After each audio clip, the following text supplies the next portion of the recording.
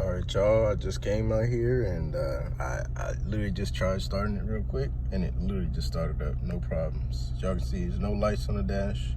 Full tank of gas, basically. Other than the tire pressure light, bad sensors. Strange. I don't know.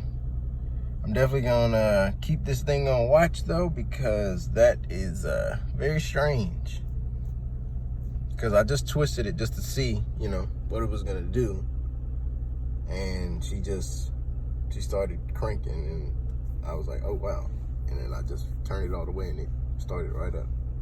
So, man, this car stuff, man, it can be so strange, man. This is why I got out of it. Cause I can't stand working with cars and electrical issues because they're just so strange. But peace, y'all, man. I'll let y'all know if something else happens again, which I wouldn't doubt later.